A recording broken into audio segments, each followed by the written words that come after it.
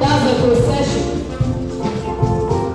Graduating students, 2020 set, 2021 set.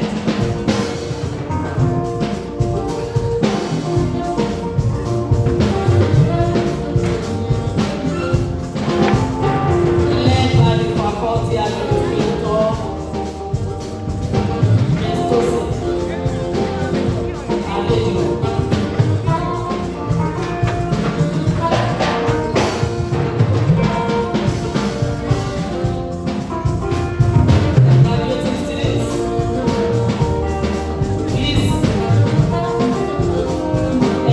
occupy the seat before you. Leave no vacant seat before you or by your side.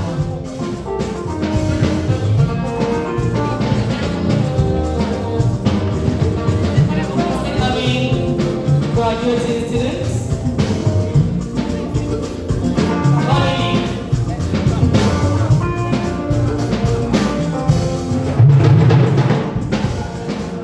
Graduating students. Congratulations.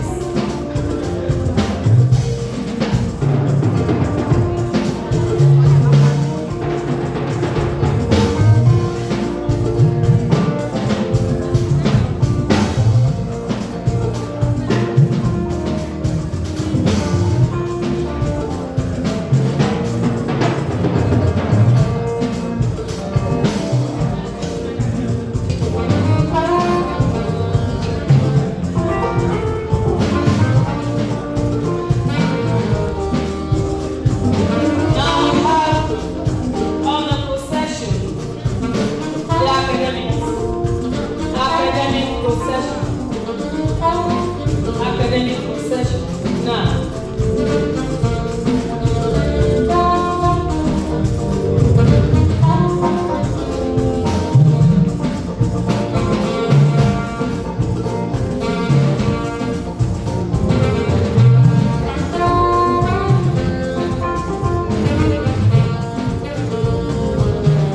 followed by Senate members on the Senate procession. Senate members.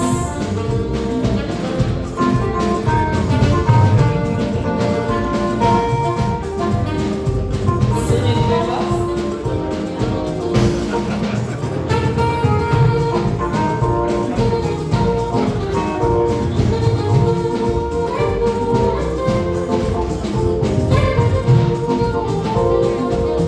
Senate members coming in.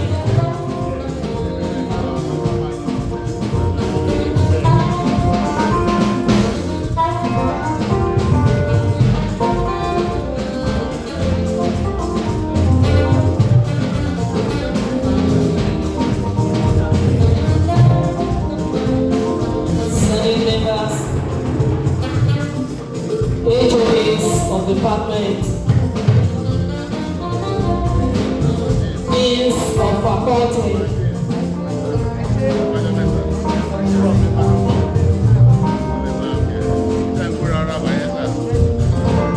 Professor Lucy, Dean of Faculty of Management, Humanities, Management and Social Science, Professor Olale, Dean, Faculty of Science.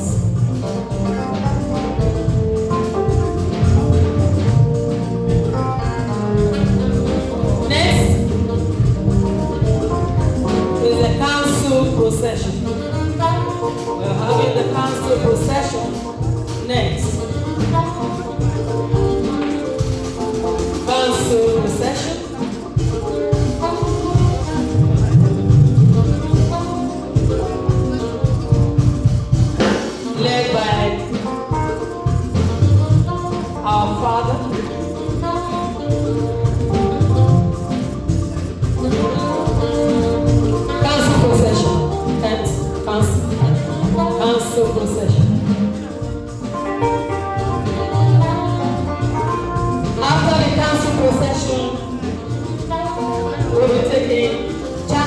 Chancellor's procession.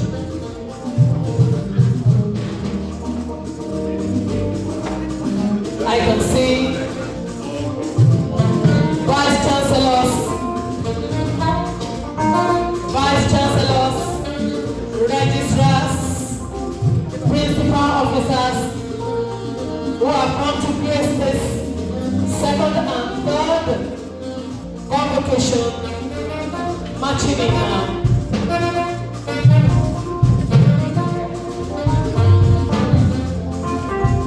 Council procession. The registrar of the institution.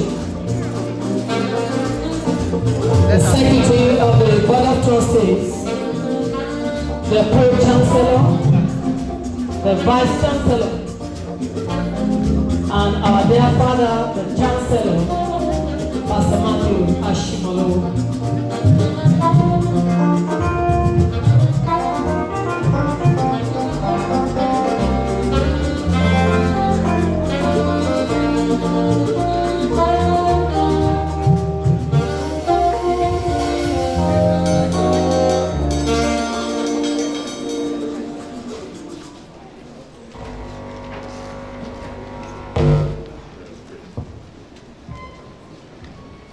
Let's pray.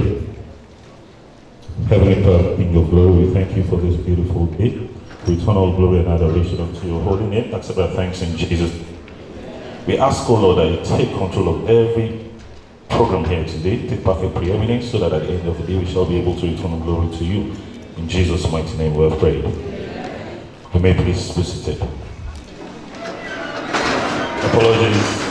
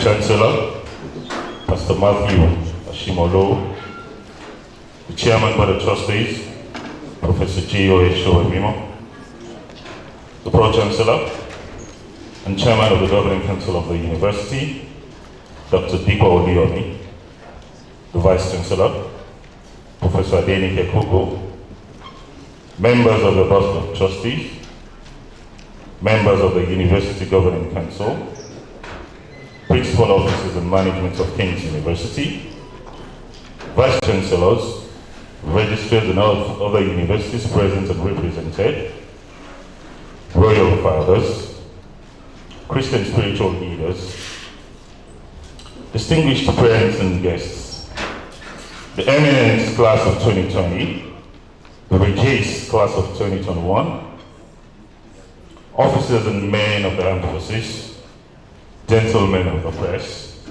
ladies and gentlemen. All good and perfect gifts come from above, from the Father of light, in whom there is no variableness nor the shadow of turning. It is on the occasion of one of such good and perfect gifts that we are gathered here on this beautiful day to celebrate the graduating sets of 2020 and 2021.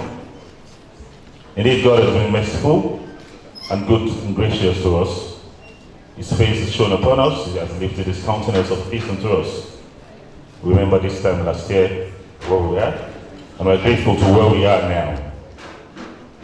Without further ado, I'd like to call up the Convocation lecturer in person of Mrs. Ibukun Awoshika, who was sent in a lecture.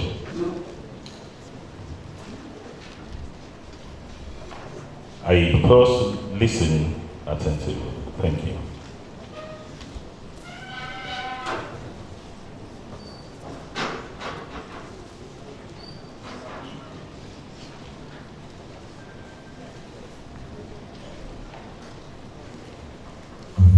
Awoshika is an entrepreneur, business executive. She is a graduate of chemistry from the University of Ife, Nigeria, and alumnus of the Chief Executive Program of Lagos Business School, the Global Executive MBA of ISA Business School, Barcelona, Spain, and Global CEO Program of Hatton ISA and CEIBS Business Schools. Ibukun Awoshika is a co-founder and past chairperson of Women in Business, Management and Public Service, WIMBIZ.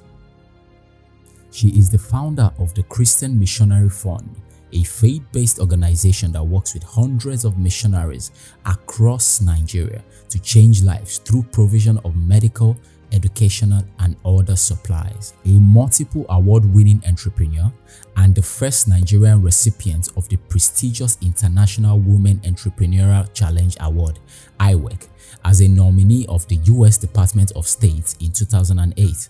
Ibukun Awoshika is the first female and immediate past chairman of First Bank Nigeria PLC. She worked as the executive producer of the movie God Calling and has authored several books, including The Girl Entrepreneur and Business His Way. Please welcome Ibukun Awoshika. The Chancellor of the University, the Pro-Chancellor, the Vice-Chancellor, members of the Senate of King's University, and all the graduates and family attending today. It's definitely my great pleasure and honor to be part of this maiden edition of this ceremony at the King's University.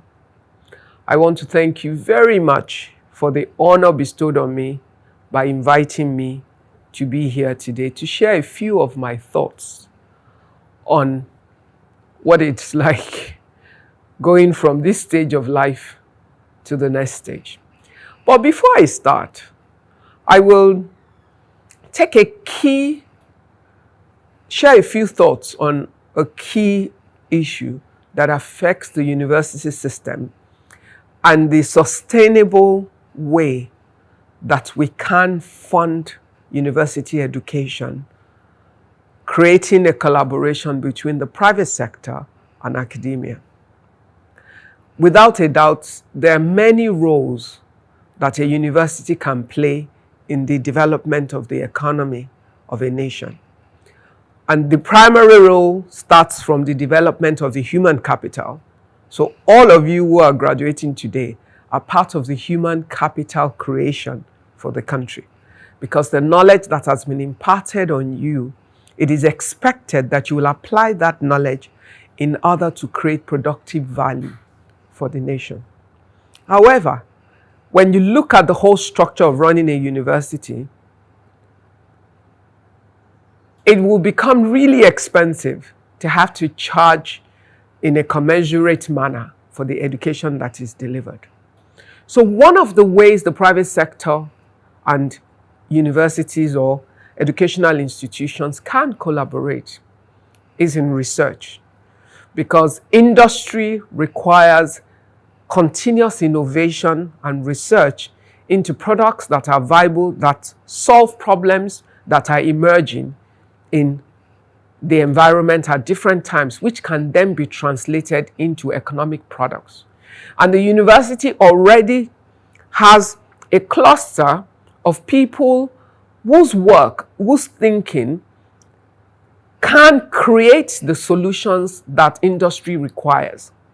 Now, in a case where you have a good collaboration between a university and the private sector, you can find that the company can house its research program in certain areas, in particular departments of a university, because the ongoing work and interest by certain professors and cluster of students within that university is seeking to answer the question that they themselves are looking for solutions to. And therefore, industry can fund research that is developed in a university, which is then commercialized by the institution, by the corporate body that has partnered with the university on it. This applies not just for products, it applies for solutions that involve processes, it applies to solutions that involves theories, economic theories, business policies, development of new areas. There is a great collaboration, and sometimes it's not even for any direct, immediate economic benefit to the corporate organizations. It is part of their doing good in order to do well. Because every time the university does constructive research work or constructive development of policies and issues that will enhance the overall social system and life of the people and the community, then that's something good. And in these days where we're looking at a lot of ESG matters, in terms of economic, social, and governance matters that will enhance the lives that we all live, that can only be a good thing.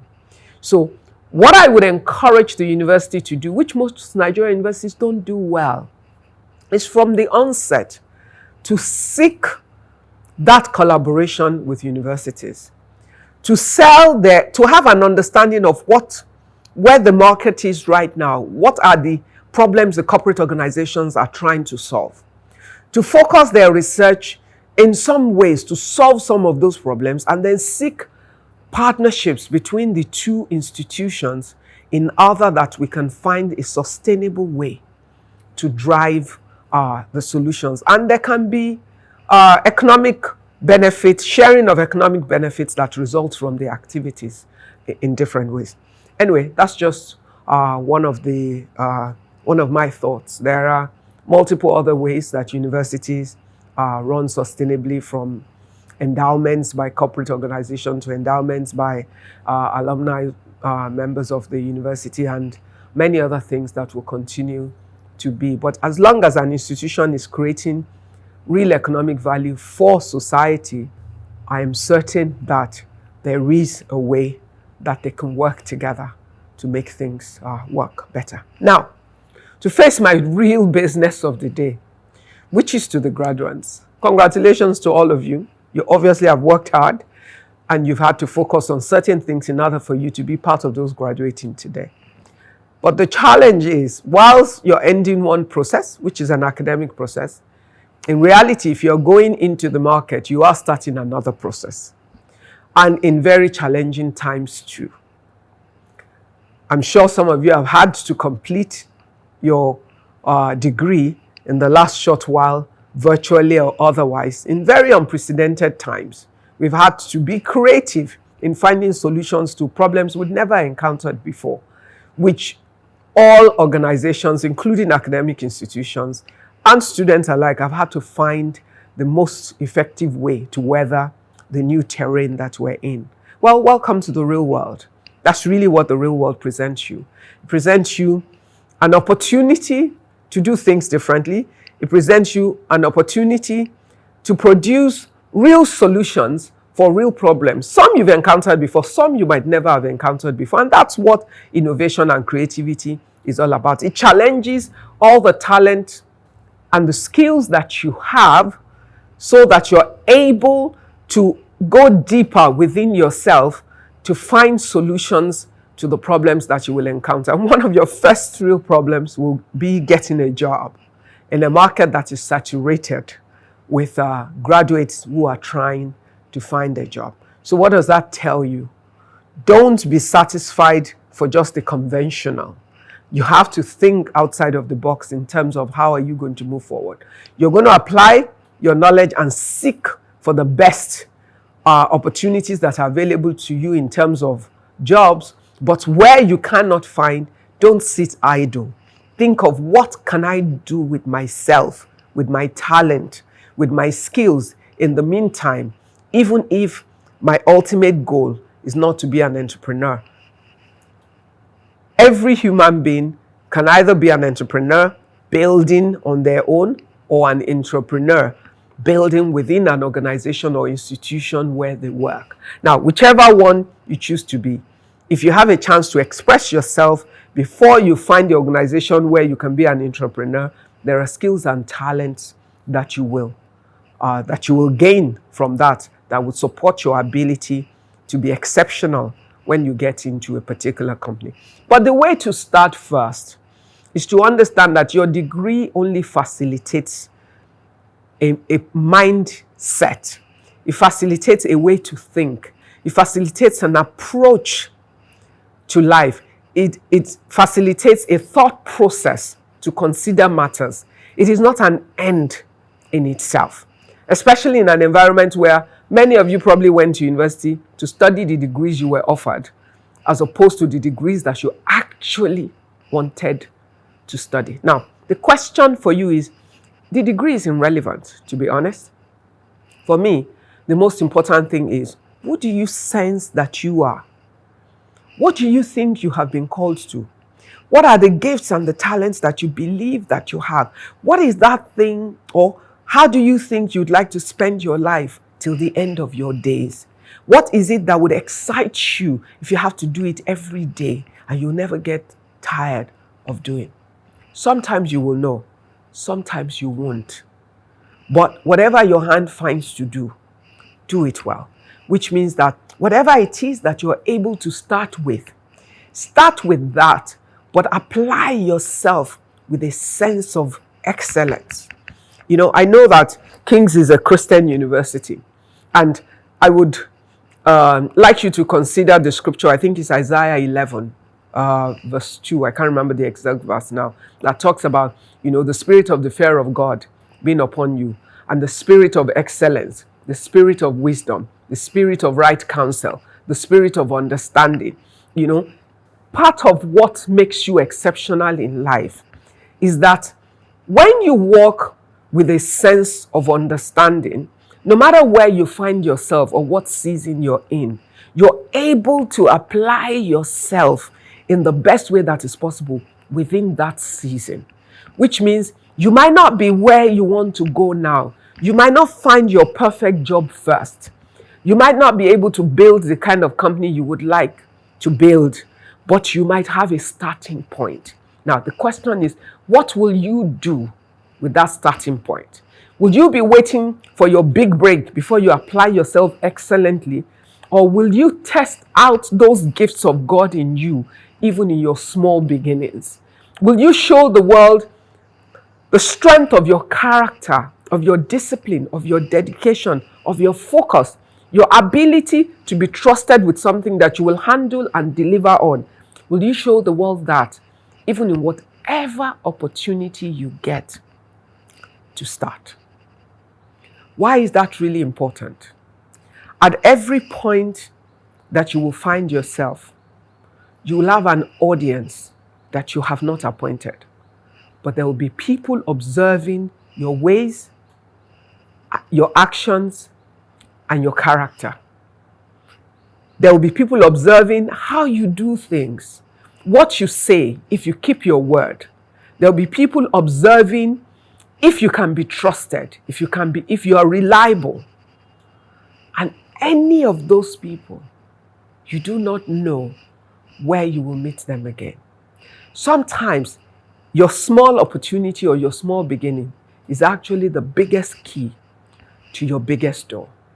It's about how people experience you and the trail that you leave in your small beginning opportunity that will speak for you in your future.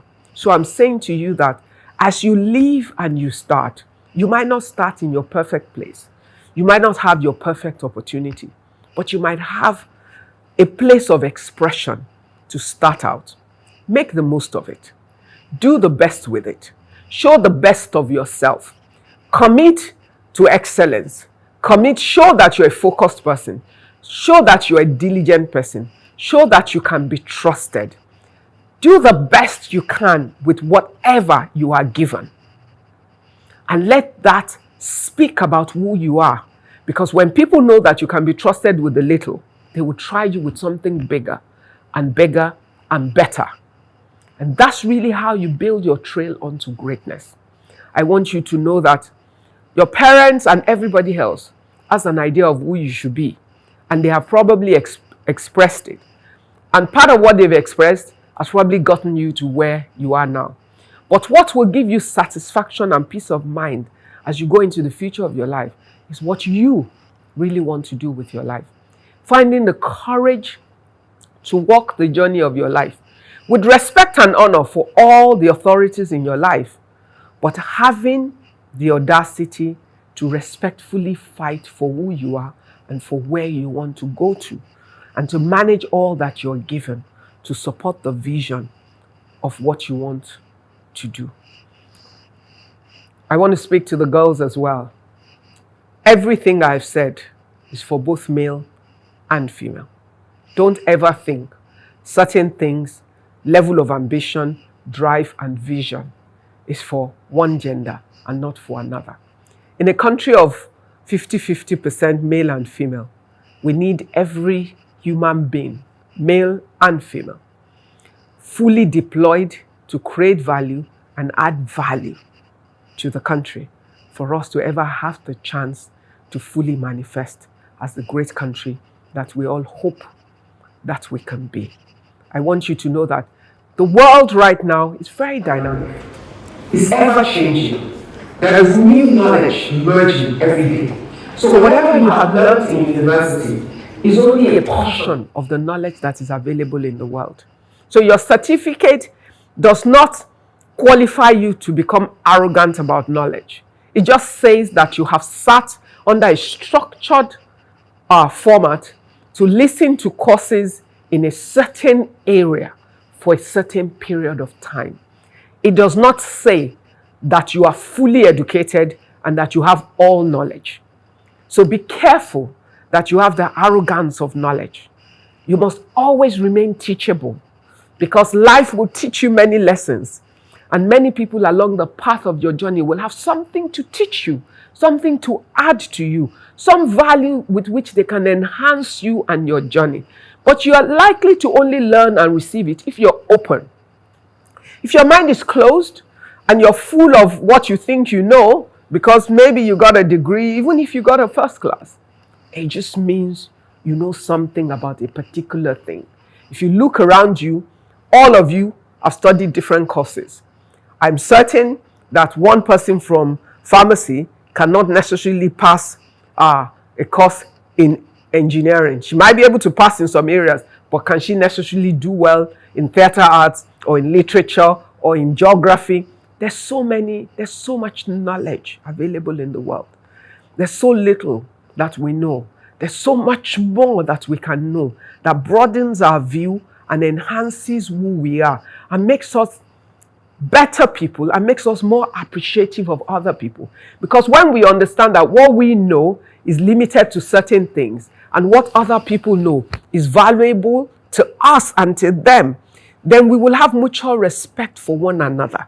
And what that teaches you is learn to respect every person that you will come in contact with. The people around you, the people, whether big or small. I'm not just talking about people above you, up and down, because people are mobile anyway.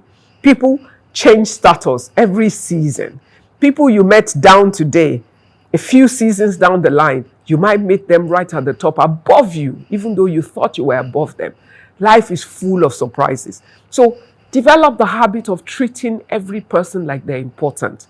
Treat people with respect and honor. They're the biggest asset on the face of the earth. And everywhere you will go, whatever it is that you will seek to do, there will always be someone at the door. Every door that you need to walk through in your life, there will be a man or woman manning it. And they will speak for you or speak against you. What they say for or against you will always be about how they have experienced you or how they have perceived you. So pay attention to who you are. Pay attention to your brand. Pay attention to your personality. Pay attention to the legacy of you that you leave with the people that you interact with. Why? It's a seed. Seed time and harvest shall never cease. So you will always have to reap the fruit of the seed. You will harvest exactly what you sow. So be kind, be grateful, be appreciative, be a contributor of value to humanity.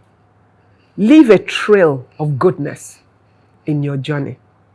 And you will find that along the way, in your own trying moments, you would find other people rise up to offer you goodness and help. Seasons are different. Some will be great in your life. Some will be challenging. But you know what? Every day you have woken up to a bright morning. But at the end of the day, every bright day has turned into a dark night. But the other thing is, no matter how dark the night is, the next morning has brought you fresh light. What does that mean? That in the seasons of your life as you go along, there will be some dark nights. But remember that at the end of every dark night, there's a bright morning. So do not allow the dark nights to consume you. Do not submit to your challenges. Do not allow this, because some of you might look for work for a much longer time than others. It's not over until it's over. So don't give up and don't be envious of the ones who might pick up and move faster. Moving fast doesn't mean finishing faster. Some people will start faster than you. Some might seem like they're starting slower. But what is important is that every single one of you finishes well. And that's why you must stay focused on your own race. And in staying focused on your own race, you must be open-minded. You must be willing to learn. You must continuously be teachable. You must be a student of the world, but with the fear of God. Why is the fear of God important? It keeps you maintained as a man and a woman of character. The fear of God keeps you away from much evil, because there's a lot of evil in the world, and there are temptations all around you that can lead you astray. But when you allow the fear of God to be a guiding light in your life, you will always be able to make the right decisions. You know, the Bible says you will hear a voice telling you which way to go, whether to turn to the left or to the right, that you might walk in it. What does that mean? Life will always throw you options. Except you have the fear of God and a sense of your own value system, you're vulnerable to making wrong decisions. And your entire life is the product and consequence of the decisions you make every day. So Pay attention. Receive counsel as much as you can. The Bible says in the multitude of counsel, there is safety. So it means that respect those that have gone ahead of you. Listen to counsel and guidance. However, every counsel and guidance is information to give you a broad view of the situation so that you are able to make the right decision for you. Nobody knows the best decision for you more than you, because you are the one that has a sense of what God has called you to, that has a sense of where you are going to, that has a sense of what you are consumed with that you want to achieve. Everybody else will have an opinion. Listen to their opinion, because you might have blind spots that their opinion would help you to fill. But when you receive all that counsel, take responsibility for the decision. Consider all the factors with a 360-degree view, but make the right decision for what you know will work for the vision of your life that you have. And finally, no matter who you think you are, no matter what you know, no matter who you know, no matter how smart you are, no matter who your father is or who your mother is, no matter where you expect that you should be able to get to because of the opportunities that you're born with, no matter how disadvantaged you think that you are because of where you started from, you will need God. Just hold on to God. For every one of you, hold on to God, and you will see that the hand of God, the power of God, combined with the fear of God, will help you through every stage of the journey of your life. And you cannot fulfill the journey of your life without God. I can tell you that. The fear of God keeps you humble. The hand of God keeps you safe. The leading and the guidance of God keeps you from your missteps. The favor of God attracts unto you helpers. Ultimately, it makes all the difference between man A and B. I wish you well. I pray that the Lord will guide you, will help you to fulfill every call of God upon your life. That every vision that you will have the grace to bring it to life. That you will always be a delight and a joy to your parents. That desires of your heart will be met. And that as you go into your future, at the right time, the Lord will provide you with the right spouse. And that together you will form an indivisible team that will conquer the world. And that you will be a blessing to this great nation that is called Nigeria. And your legacy will forever be secured. Go into the world and be a blessing. God bless you. And thank you very much for inviting me. For the beautiful and expository session we just had. Thank you very much, ma. I believe you have had something to take away. Our entire life is the product, the consequence of the decisions we make every day. And that ultimately, we should hold on to God. Can we please once again appreciate the lecturer, put our hands together for Pastor Mrs. Awoshika. Thank you very much, ma'am. Currently, I would like to quickly recognize some personalities in our midst. For this beautiful occasion we have in our midst, His Royal Majesty, Oba James Bolarinwa Alani Oladipupo Ibiasa I, the Alayegun of Odeomu. You're welcome, sir. Kabiyesi. Also with us, His Royal Majesty, Oba Dr. Adetoyeshi Oyibi, the Olufi of Bogon. Kabiyesi.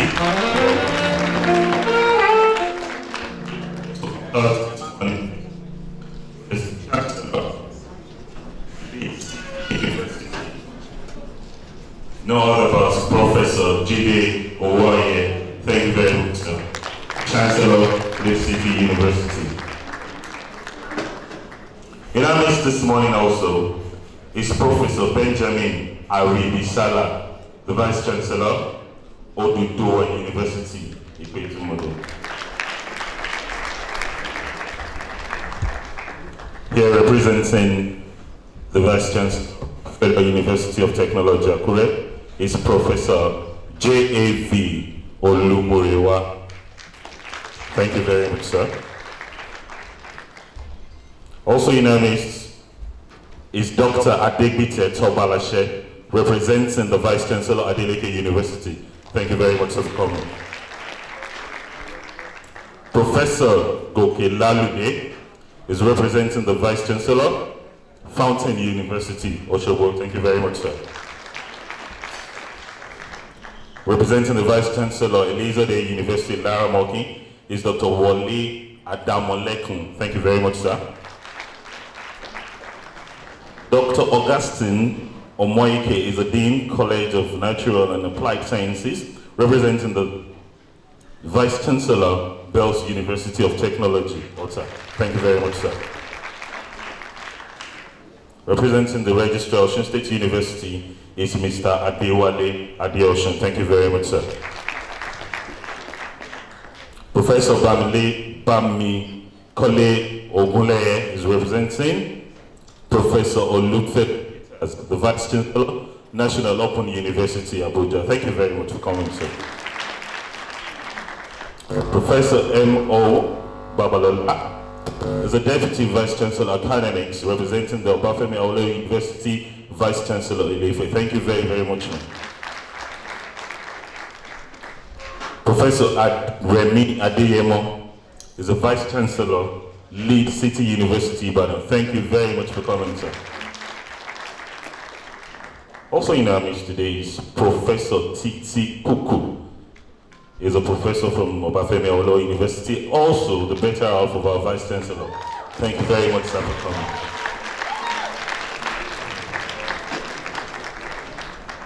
Hey, the very Reverend Dr. Shegun Babalola is the chaplain of all schools at Obafemi Awolowo University in Ile-Ife. Thank you very much for coming, sir. The Managing Director of Close Watch Services Limited, Mr. Awosheyi. Thank you very much, sir. Professor Bolanle Otekbayo is representing the Vice Chancellor, Bowen University, Iwo. Thank you very much for coming, sir. I'll hold on now and hopefully come back later to call up more guests as I arrive, while I call the registrar to take the next item. Thank you very much.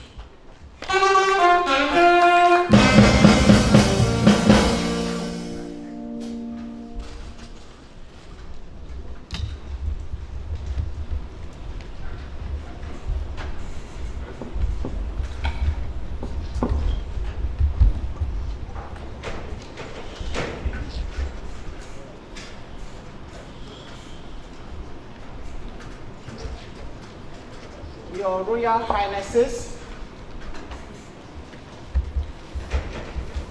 the Chairman and members of Board of Trustees, Chancellor,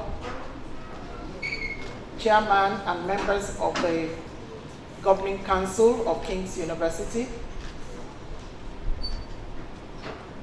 members of Senate, esteemed parents, distinguished ladies and gentlemen. Part 1, Section 3, Subsection 1E of King's University Law empowers the university to conduct examinations and grant degrees, diplomas, certificates, and other distinctions to persons who have pursued a course of study approved by the university and have satisfied all requirements as the university may lay down.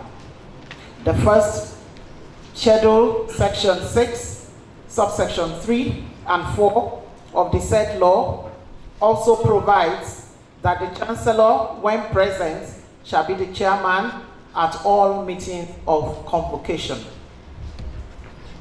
I therefore humbly invite the Chancellor of King's University, Pastor Matthew Ashimolowo, to declare the second and third combined Convocation of King's University open.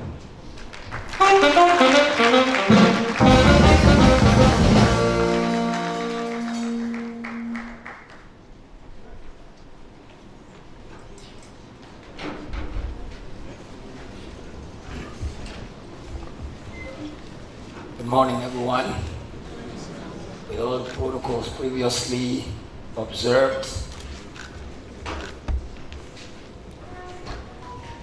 by the authority vested in me as the Chancellor of King's University, I declare the convocation open for the conferment of first degrees and award prizes. Thank you very much.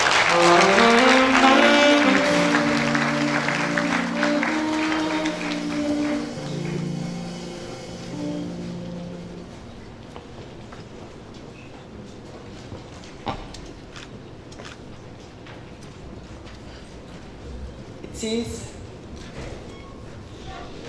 my privilege and honor to invite the Pro-Chancellor and Chairman of Council, King's University, Dr. Ipo Oduyemi, to present his welcome address.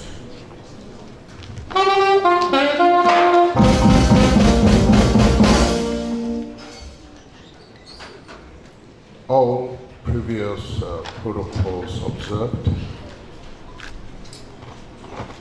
I am delighted to be part of this year's convocation. It is also my pleasure on behalf of the Governing Council to sincerely welcome our distinguished guests, friends, and highly revered stakeholders of this university to this combined convocation. I'm also very delighted to felicitate with the 2 sets of graduates that are being conferred with first degrees today. And this is after years of rigorous training and intellectual exercise. These graduates have distinguished themselves and have been found worthy in learning and character by the university. I also heartily congratulate the parents and guardians who are privileged and honored to witness today.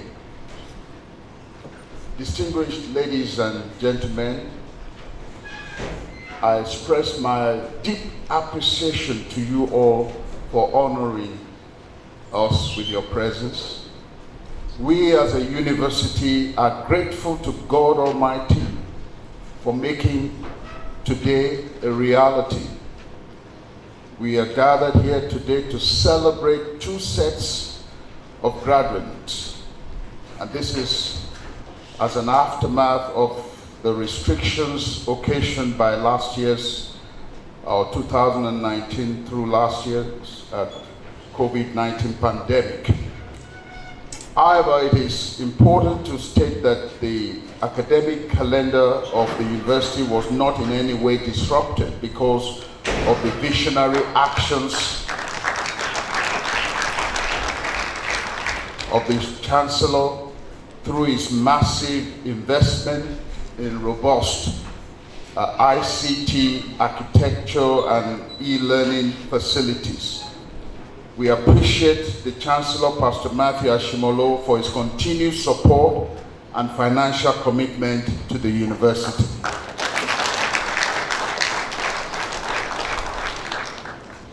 The Governing Council has synergized with the management of the university under the leadership of Professor Adenike Kuku to implement reforms in the university's operations and to ensure uninterrupted academic calendar, successful outcome of the NUC accreditation and resource verification exercises, as well as adequate attention to issues of student and staff welfare and professional development.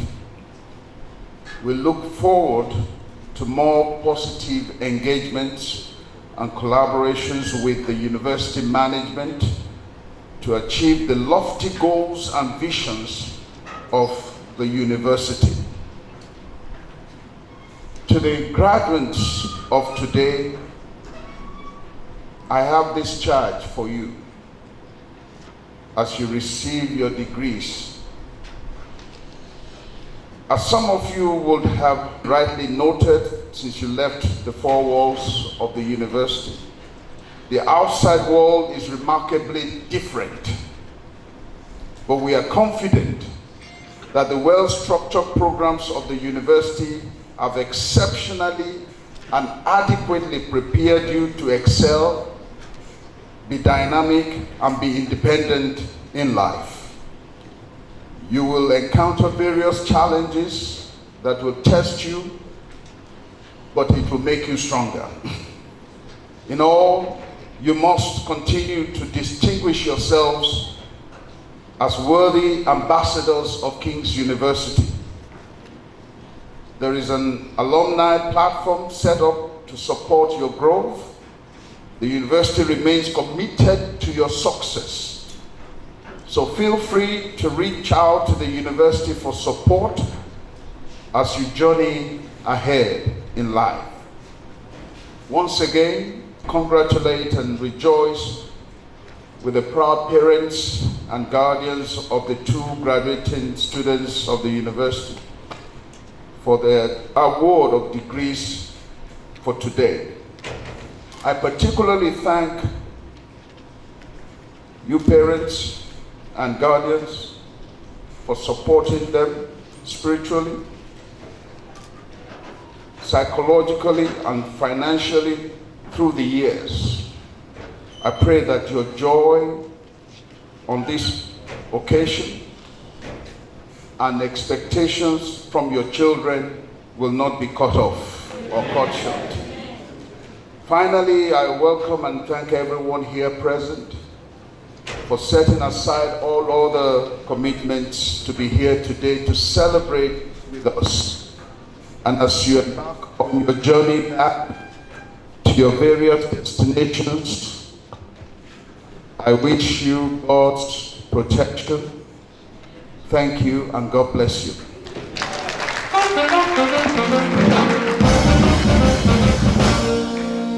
Thank you very much, sir. Can we please put our hands together for the Pro-Chancellor, the Chairman, the Governing Council of the University. Thank you very much, sir. Before the registrar comes up again, I would like to recognize some other people in our midst. Professor Ogunlana Olubanke, here representing the Vice Chancellor, Covenant University, Alta. Thank you very much. Dr. Adeleke Ene is representing the Vice Chancellor, Osun State University. Thank you very much, sir. Representing Redeemers University, Edes Vice Chancellor, is Dr. Abid Somiwa B. Thank you very much for coming. Professor Yunus Adeleke Dauda is representing the Vice Chancellor, Lagos State University. Thank you very much, sir.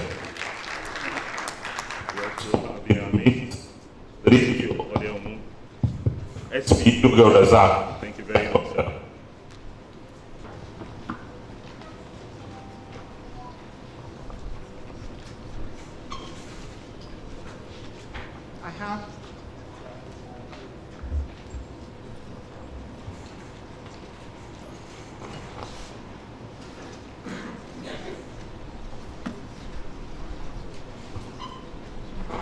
I have the honor to invite the Chancellor, Pastor Matthew Ashimolowo, to address the convocations.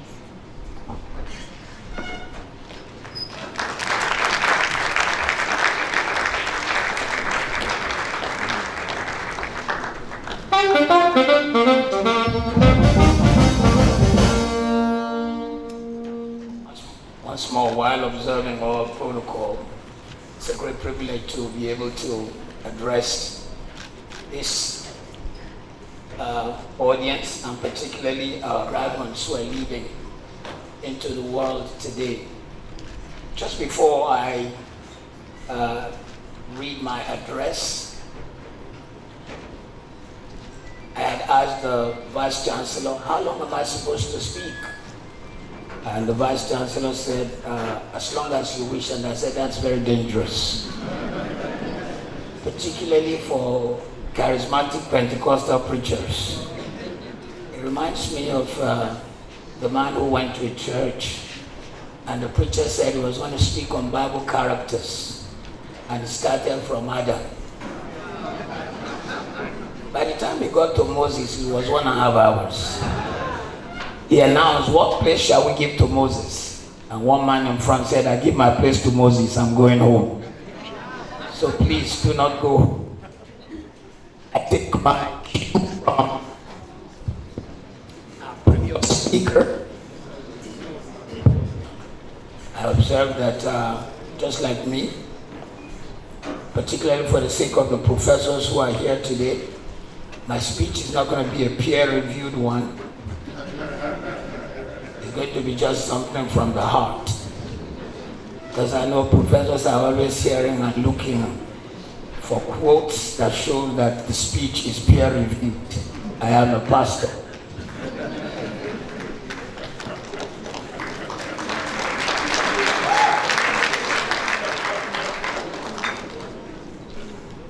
My address today goes specifically to the graduates, and maybe everyone who's here may take a cue from what I'm going to say.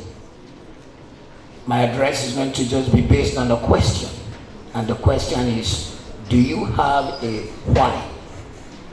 Why? Do you have a why? You see, the good book, the Bible says to everything, there is a reason, that is why. A purpose under the earth. Viktor Frankl, the psychologist, maybe that's peer-reviewed now, said life is never unbearable by circumstances, but only by lack of meaning and purpose. I'd like to ask the graduates today, what drives you? Because you see, to live a life of success, you must find purpose. Is there a purpose for what you do and intend to do? Have you asked why you are here? Some people are not concerned about the question, why? So they continue to grope in darkness. You cannot improve your life without your why. Failure to know why will make you settle for a life of mediocrity, fun, recreation, and the mundane. Mark Twain, the American playwright, said, the two most important days in life are the day you were born and the day you discovered the reason why. Why is the question to ask if you want to accomplish, to become, to achieve, or to pursue. Why is purpose? Purpose is the object to be reached and accomplished. The aim to which the view is directed in any plan. Why is the resolution of the mind. Why sets the tone for your life. Why sets the tone for design, for destination, for desire, for object, for objective, for direction, for expectations, for propositions, and for projection. Why means you know where you are headed. It means you know what you are doing. Why gives your life resolution, single-mindedness, steadfastness, constancy. All men, particularly Nigerians, are driven either by design or default. What's the difference? I drove a car from Lagos to this place. If the glass cannot go up when we want to wind up, and we're having to push it with our hand, that is operating it by default. When the thing goes, because the operator, the designer did it to go up and it went up, that's operating by design. Many places in Nigeria are operating by default. We have toilets, it doesn't flush. So we carry buckets, operating by default. We loan people our car. We say, when you are driving this car, pump the brake 3 times. That is not operating by design, it is operating by default. According to Fyodor Dostoevsky, he said the mystery of human existence lies not in just staying alive, but in finding something to live for. Graduates or graduates, why gives your life a design to follow? Why do you do what you do? Why are you existing? Do you know what it takes to be great? It takes the answer to the question, why? Are you willing to go the extra mile? Why gives your life a unique fingerprint, or else you become the photocopy of someone else's bad photocopy. Find your why. Until you know why, you will lack the drive to attain or succeed. Why is what gives the drive to excel. It fuels life for achieving. Why is why some societies advance and some remain in the jungle. Why makes economies to progress and times to change for good. Until nations answer the question why, they will not know what they are doing and how to do it. You will get tired, but your why keeps you going. It will set you in motion for destiny. Your why will pull you up when you don't have the strength to stand anymore. Why will keep you. You must know what drives you before you can improve. Why are you different from everyone who is doing what you are doing? Blake Mycoskie said, I believe each of us has a mission in life, and that one cannot truly be living their most fulfilled life until they recognize this mission and dedicate their life to pursuing it. Why is so important? And why are you so important? Is your purpose to succeed or just to prove somebody wrong? What is your why? Why is the medicine which gives life the enthusiasm to go on. It is the womb in which you hold your dream until there is a breakthrough. Once you know your why or purpose, write it down.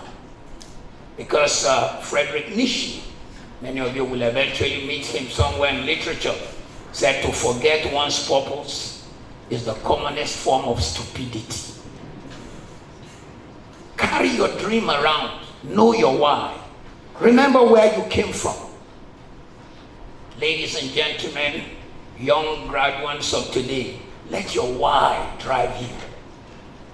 Let me say, as a 69-year-old who will clock 70 somewhere in March, this nation doesn't seem to want to give you a why to achieve, but you have your why. Then you can shine anywhere you go. Why is so powerful to pull you up when you fall. You need to find something which drives you. Have a drive that does not change, a purpose that remains constant. Don't take no for an answer, graduates. Purpose lifts you up. It lights a fire in you. People are counting on you. King's University is counting on you. Your parents are counting on you. Your lecturers are counting on you. You must count on yourself. Why makes you grateful? Why makes you hopeful? Why satisfies the hunger to eat? Why raises you up past the environment? Why makes your story fuel?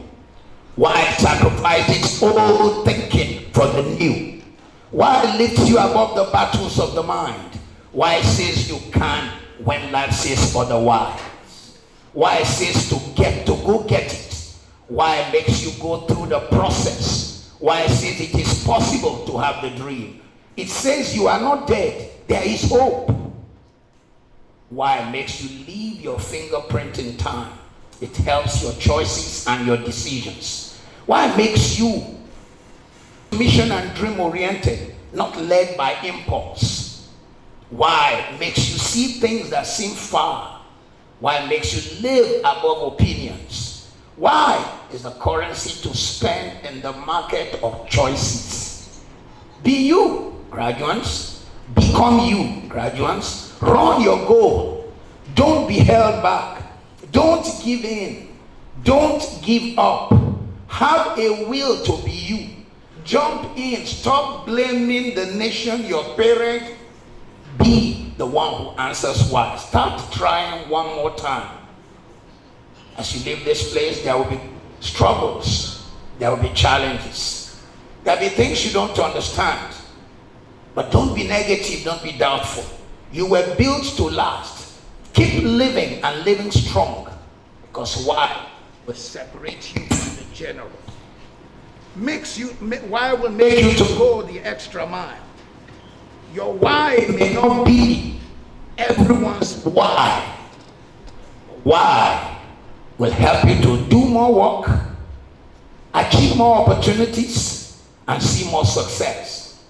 The great American football coach Vince Lombardi said, success demands singleness of purpose. So why says, I want to make a difference. Why fights forward. Why paints the future it desires. It makes the choices and decisions that grows. Why does not take shortcuts. Why turns your hard work to outwork. Why helps you to take your life with full authority. Why sees the beauty in the ashes. Why rises above complaints and changes to actions. Eric Thomas said, when you find your why, you don't hit its sleep or snooze button. You find a way to make things happen. In conclusion, this morning, why makes you to stop complaining and start working? It helps you to step outside your comfort zone as you leave or they will move for the rest of the world. Leave your comfort zone. You have things that must be done. Stop chasing misery. Start chasing yourself. You have so much to offer. Kings, graduates, give, do, electrify your desire. Because why will make you find your gift, find your place. Why will make you want to walk. Why keeps your heart burning. Why keeps you in your lane. Why makes you never want to be someone else. It makes your gift make room for you. Why makes you not to want to be someone else? So what is your why? I close with a quote from the Native American, African American lady, writer and playwright, Iyanla Vanzant. She said, anything and everything you have experienced has been purposeful. It has brought you to where you are now, but you must answer your why. Thank you.